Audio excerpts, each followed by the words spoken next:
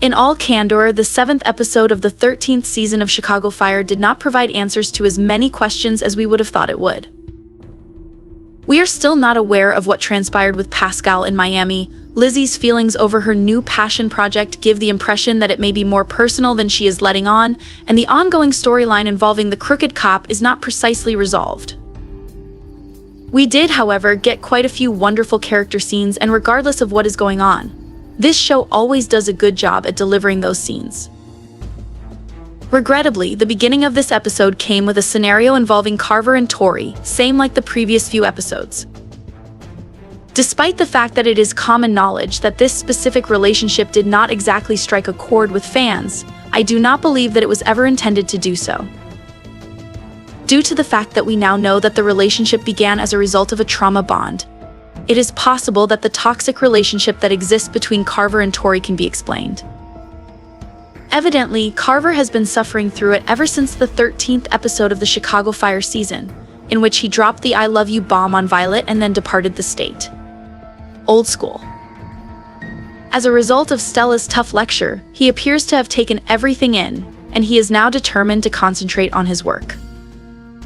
Tori's belongings were removed from Carver's closet by the time the hour came to a conclusion, and the proverbial nail was struck into the coffin that was Carver and Tori in their relationship. However, the reason that Carver continued to be in the relationship for such a long period of time, despite the fact that it was obviously having an effect on his work, will forever be a mystery. This episode also had Violet finally letting her guard down with Flynn, which is another piece of relationship news. In typical Violet fashion, she carried out the task in a manner that was not only embarrassing but also potentially inappropriate. However, hey, for laying her cards on the table, our girl has earned our admiration and pride. Although it might be a little uncomfortable to go to a funeral with your significant other as a date, it is also a little strange to talk about your ex-boyfriend's death in front of you when you are out on a date. There is a possibility that Flynn and Violet are a perfect match. One thing that came as no surprise was the fact that the episode was packed to the brim with illustrations of why the friendships on Chicago Fire are among the best on television. Ouch, who had spent the hour worrying about his approaching lieutenant's exam, received encouragement from both Cruz and Ritter, who took the time to provide it. Cruz may have missed the mark a little bit, but by the time the episode was over, he had successfully found out what it was that Mouch needed to hear from him. Violet was there for Lizzie, providing her with support and encouragement as she battled through the bureaucratic hurdles that stood in the way of bringing a whole blood program to the AFMO. Even when they were working their way through an ongoing inquiry into arson, Severide and Pascal were able to draw inspiration from one another. Please don't misunderstand me, I'm still not sure if I can put my faith in Pascal. But I can't dispute the fact that he and Severide are becoming closer to one another.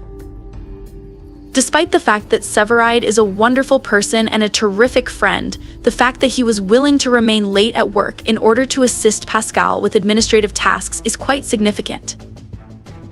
My main concern is that Pascal is hiding something shady from Severide, and he wants to keep him close to him because he is aware that this is the best way for him to avoid being discovered. In an effort to avoid appearing to be a complete conspiracy theorist, what if that results in Severide being injured in some way? A near-death incident for Kelly would make for a dramatic tale building up to a pregnancy, especially considering that the Stellaride baby matter is still smoldering on the back burner. Due to the fact that this show has presented us with a number of unexpected twists and turns over the course of its existence, it would not even be the most startling thing to happen to a happy couple. With regard to the matter itself, it appeared as though a resolution was on its way to being provided. As a result of the fact that Chicago Fire rarely features plots that span multiple episodes, I can't say that I anticipated the Bishop dirty cop thing to continue for this long. Despite the fact that Bishop is currently on his way to jail, Pascal appears to believe that this is a positive development for his family as well as Severide's, yet there is something that is lacking. There is no possibility that Bishop does not have a number of people working behind the scenes, and as a result, his absence does not have a significant impact on me. In the event that you are unable to carry out the threats that you have made, you should not make threats of the kind that Bishop did, particularly to those that you are aware are well connected. The fact that Pascal is so certain that Bishop is no longer capable of causing harm to anyone bothers me even more than it already does. What is it exactly that our mysterious new chief is keeping hidden? So Pascal, what exactly took place in Miami? After all of this build-up, I'm going to require more than just a brief explanation. So here's hoping that we get a flashback episode at some point in the future.